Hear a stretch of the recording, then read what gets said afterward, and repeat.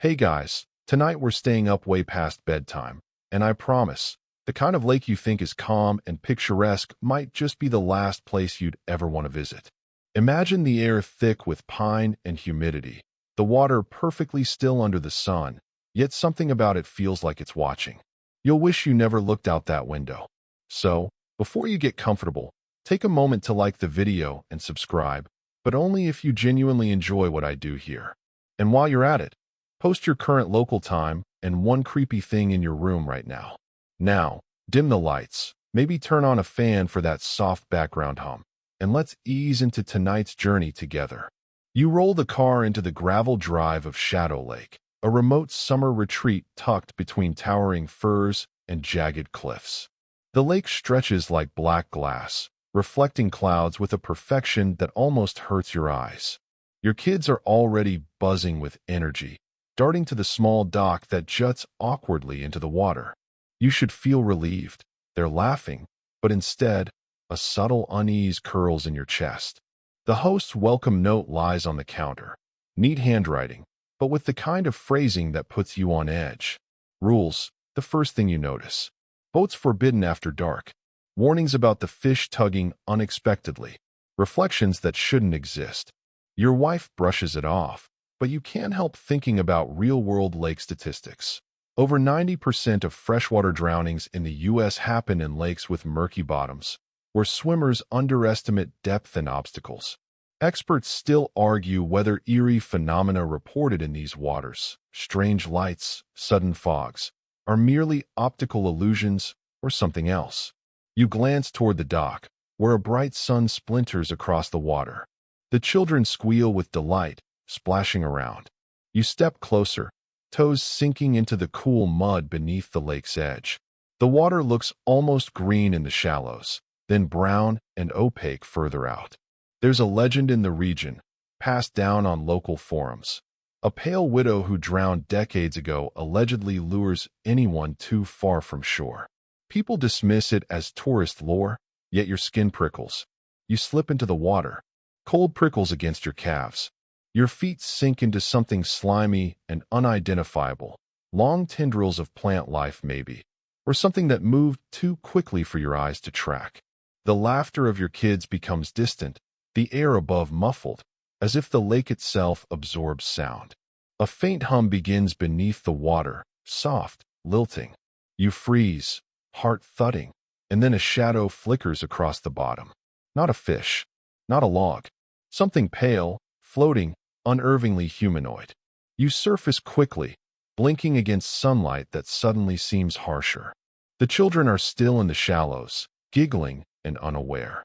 You tell yourself it's just a trick of the water, the way light refracts. But deep down, you know the stories you've read online aren't entirely harmless. Shadowlake has a history, whispered about on obscure Reddit threads, of people seeing reflections of themselves that aren't them. Experts still argue whether these sightings are mass hallucinations or something older, something patient. Your wife calls from the beach blanket, holding a novel. She doesn't see what you saw.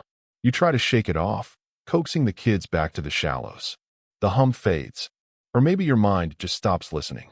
You cling to the illusion of serenity, while something unseen waits, just beyond the water's mirror-like surface. The next morning, the lake seems innocent again, like a perfectly behaved pet that only shows its teeth when no one is looking. You sip lukewarm coffee on the cabin porch, eyeing the dense tree lean across the water, trying to convince yourself that yesterday was nothing more than an overactive imagination. But as you watch the sunlight bounce off the water's surface, the first rule you read flashes in your mind. Reflections that don't belong. And somewhere deep, your stomach knots. Later, the kids beg to swim again, and you relent, feeling the tug of family duty more than desire. The water meets your skin like icy needles, and each step into the deeper, murkier parts reminds you of all the tangled warnings online about freshwater lakes harboring more than just fish. You remember an odd urban legend you once stumbled across. Swimmers report hearing faint singing beneath Shadowlake, even when no one else is nearby. Scientists dismiss it as the way water conducts sound differently in pockets of dense vegetation. Yet locals swear some are lured underwater by voices that mimic a loved one. Experts still argue whether the phenomenon is acoustic or supernatural, and right now, you're leaning toward the latter. As you wade past the shallow rope line, the lake begins to warp subtly. The shoreline, once firmly defined, seems to bend and stretch. Trees mirror themselves at odd angles. The humming returns, faint but unmistakable, like a lullaby sung underwater. You tilt your head to listen, heart hammering. Nothing. Then a flicker in the green-brown depths catches your eye. Pale skin, floating just beneath the surface, almost human. You try to rationalize. Maybe it's sunlight on a log, algae reflecting oddly. But your instincts scream at you.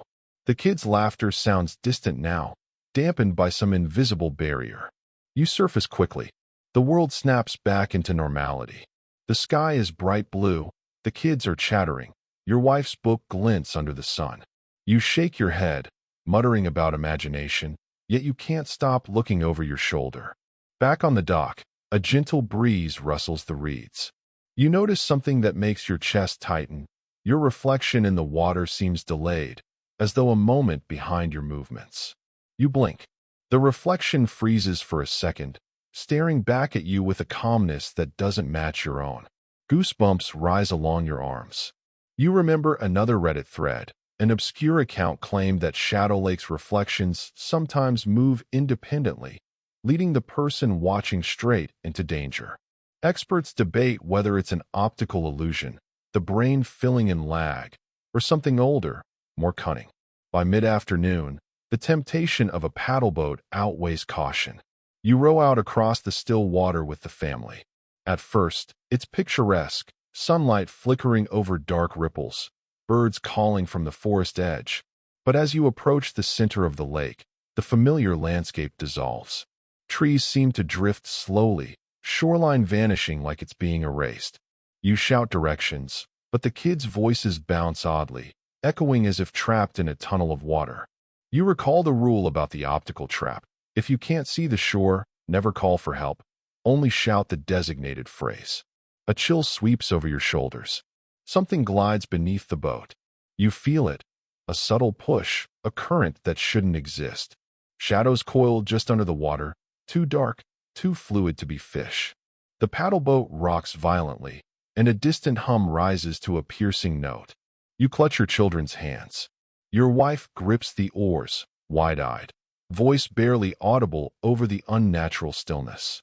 Lost boat.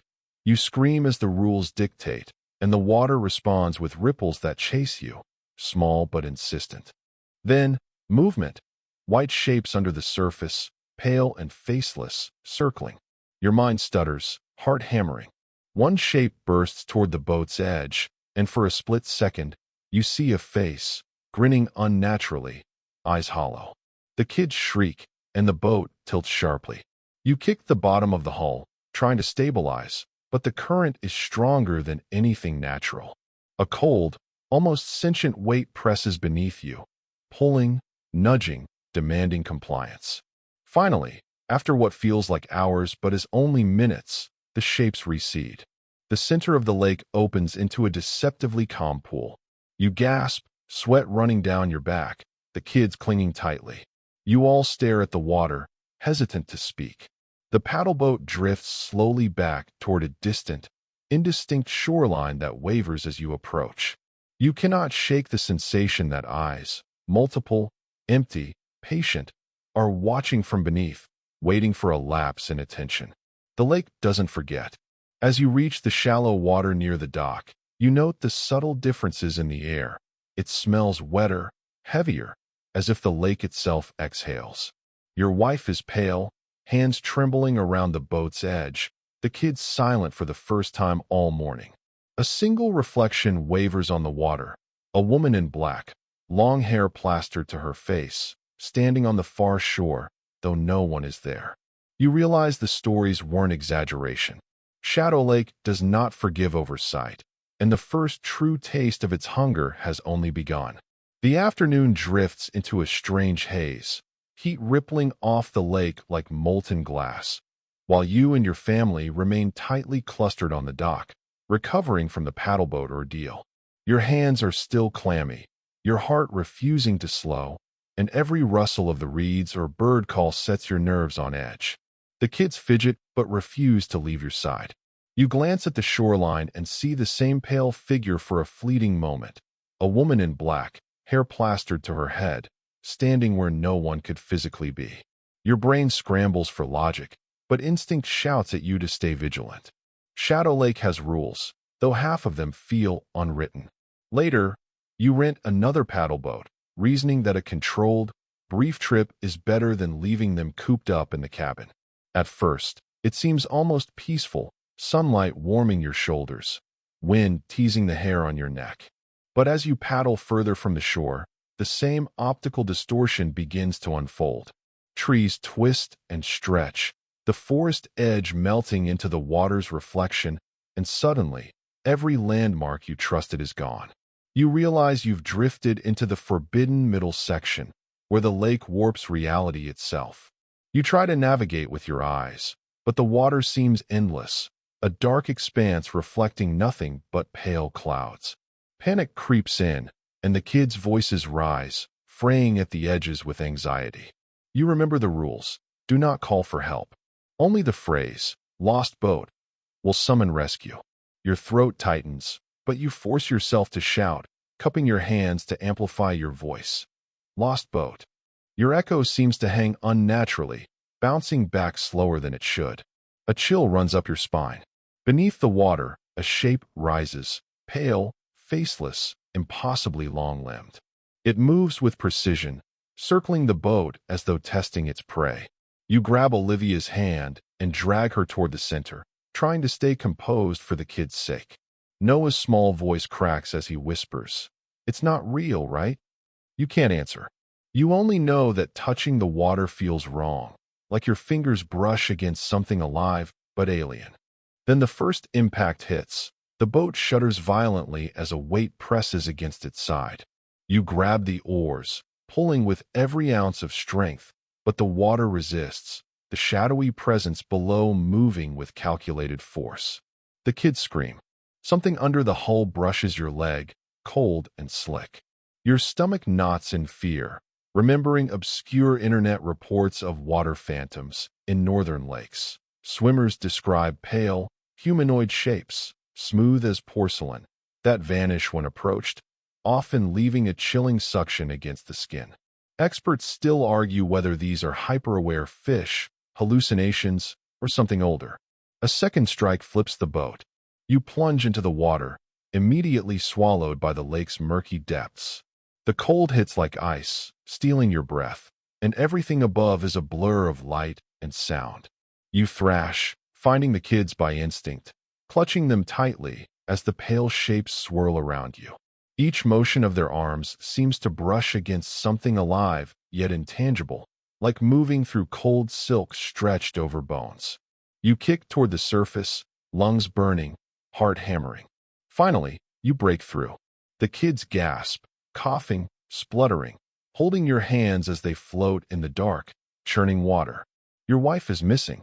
Panic screams in your head, but before you can dive again, a lifeguard appears, rowing a yellow rescue raft with unnatural speed, the wind whipping against him as though the lake itself moves him forward. You grab your children and scramble aboard, trying to look back. In the water, glimpses of white, faces, arms, or perhaps reflections, vanish beneath the surface. The shoreline begins to reappear, mundane and calm, a cruel contrast to the terror you just survived. On solid ground, the kids cling to you, shivering, and you try to reassure them. It's okay. We're safe now. But you know better. Shadowlake doesn't release its prey so easily. You glance back at the middle of the lake, smooth, dark, and still. Nothing. And yet the lingering sense of eyes, watching and waiting, refuses to fade. You remember another story you read online, a forum post about a family who paddled into the same section decades ago, never returned, their belongings found perfectly arranged onshore days later, no trace of their bodies ever recovered. Experts debate whether the optical illusion alone claimed them, or if some malevolent intelligence lurks beneath.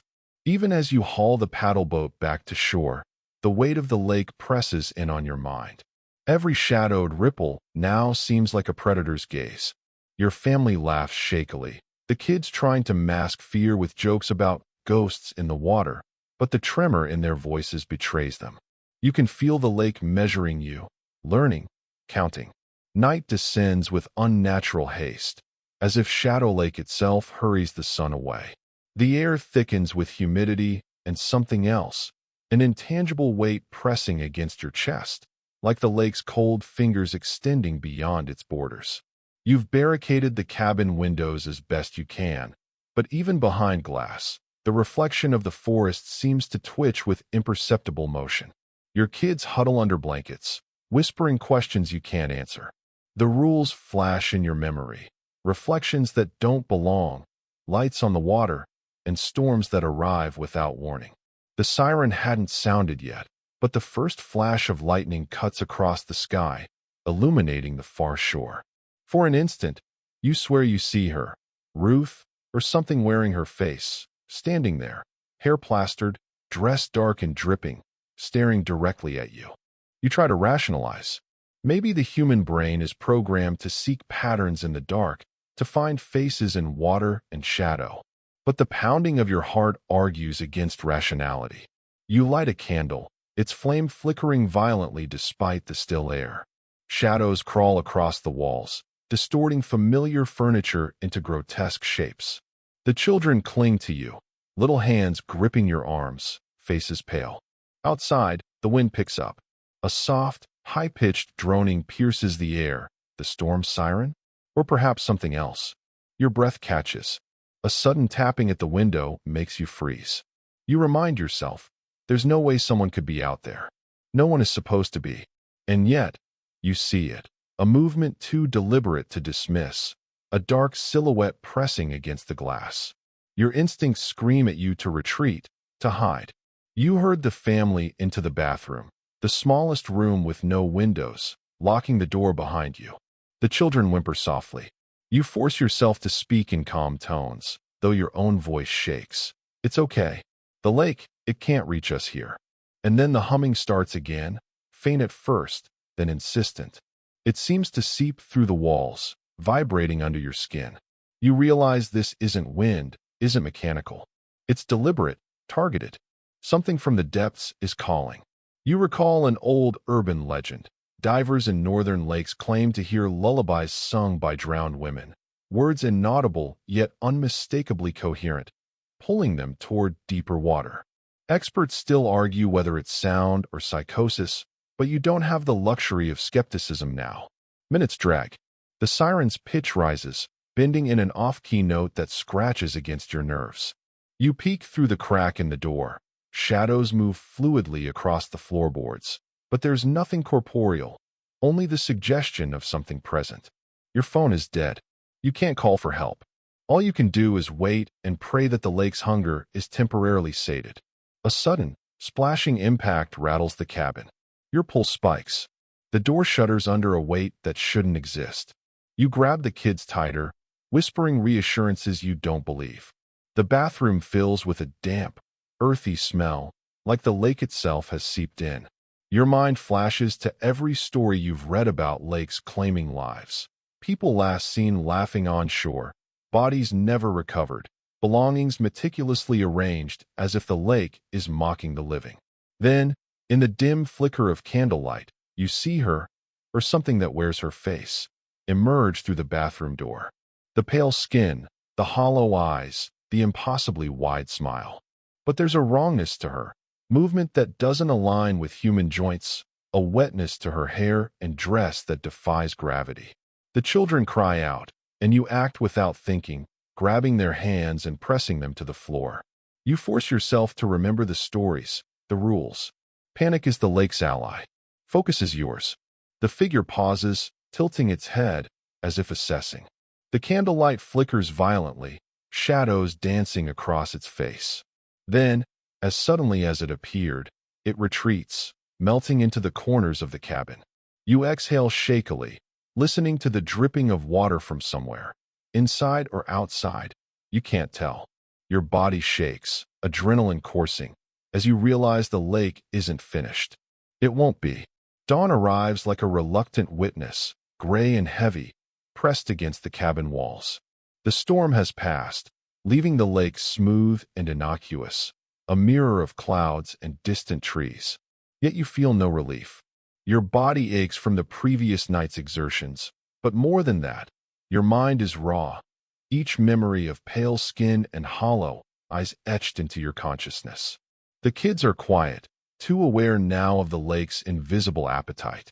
Ruth, you don't even allow yourself to think of her.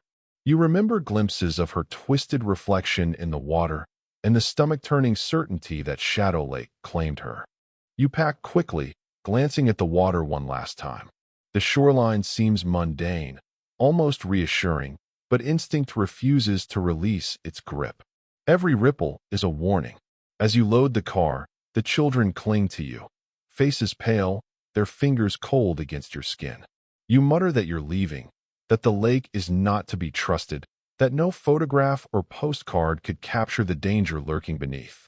It's a lesson learned too late, but survival is the only currency now. On the road, the trees recede slowly, the world returning to its ordinary rhythm, yet Shadowlake lingers in your periphery.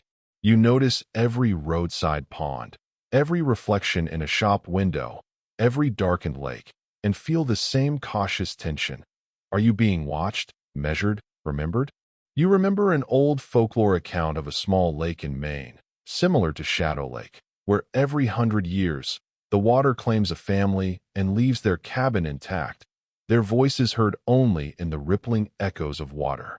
Experts still argue whether the tales are exaggeration or warning. You're certain now they are neither. Back home, the ordinary hum of life feels alien. Laundry, emails, errands, all mundane, yet the memory of the lake scratches at your consciousness.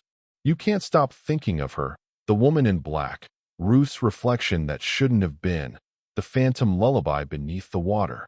The kids sleep fitfully at night, whispering about shadows moving differently, water reflections lagging, and strange melodies that echo from nowhere. You want to tell them it's over, that leaving Shadowlake was enough, but you know better. The lake doesn't let go. Weeks later, online forums and search engines become a compulsive obsession. You read stories of other families, of missing people, of distorted reflections and phantom lights, and every account is familiar. Every detail matches the lake's behavior, the hum, the singing, the faceless figures. Experts debate endlessly, arguing whether it is acoustic phenomenon, optical illusion, or ancient malevolence. But you've lived it. You know the truth. Shadowlake is patient, silent until provoked, and it remembers. You never return. But sometimes, when the night is still and the wind carries distant water smells, you swear you hear it. Faint, lilting, underwater, calling your name. You shiver, reminding yourself not to look in reflections, not to linger near ponds, not to tempt the curiosity that the lake so mercilessly punishes. Shadowlake has claimed its due, and though you escaped with your children, Ruth remains a hollow memory, a warning etched in water and dread. You realize this. The lake doesn't forget, and neither can you. The weeks turn into months, but Shadowlake doesn't leave you. Even in the sunlit safety of home, the lake's presence lingers. You notice small signs first, reflections that hesitate for a fraction too long, shadows that don't align with the sun, and the faint echo of water that isn't there. At night, you wake to whispers of humming, delicate and lilting, threading through the walls. You tell yourself it's imagination, PTSD, or the natural aftereffects of trauma. Experts still argue whether prolonged exposure to highly stressful events near bodies of water can induce auditory hallucinations. But deep down, you know it isn't imagination. Shadowlake remembers. One evening, as you sit on the porch, the children playing quietly nearby, you see it in a reflection on the glass of your sliding door. A pale woman in black, standing at the edge of the imagined lake, hair plastered, dress dripping, empty eyes staring. Your heart stops, muscles lock, and you freeze.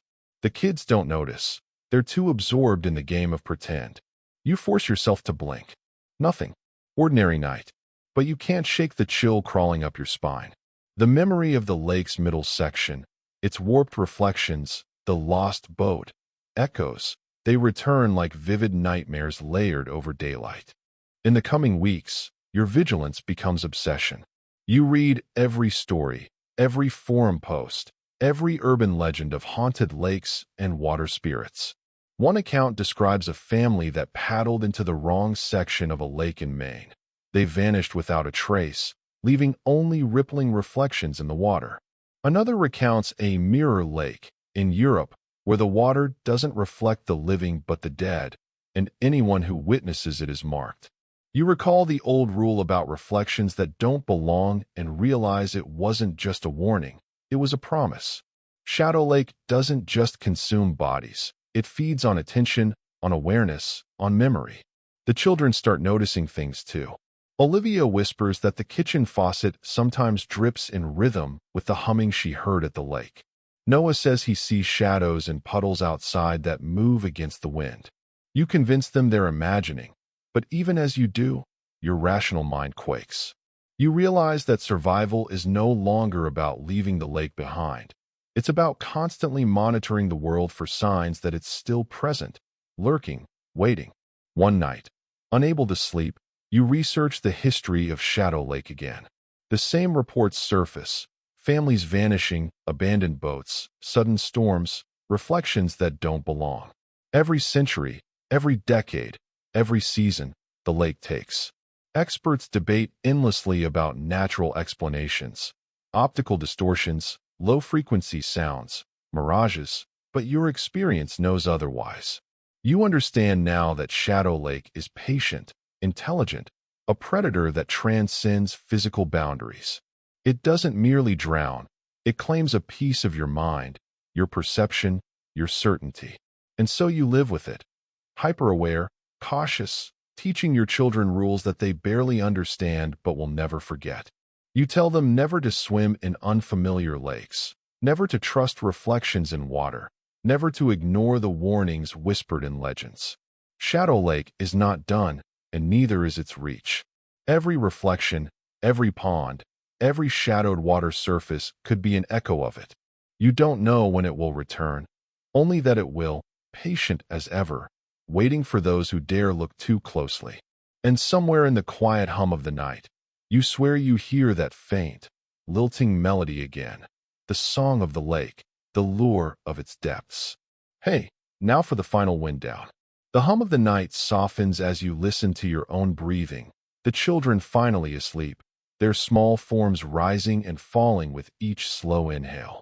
Outside, the world feels calm, ordinary, even safe. You remind yourself that the lake is miles away, a memory contained in stories, reflections, and half-remembered warnings. The tension that has coiled in your chest gradually loosens, like a thread slowly unraveling. You focus on the mundane, the creak of a floorboard, the rustle of wind through nearby trees, the gentle pulse of your own heartbeat. Memory lingers, but dread does not have to dominate.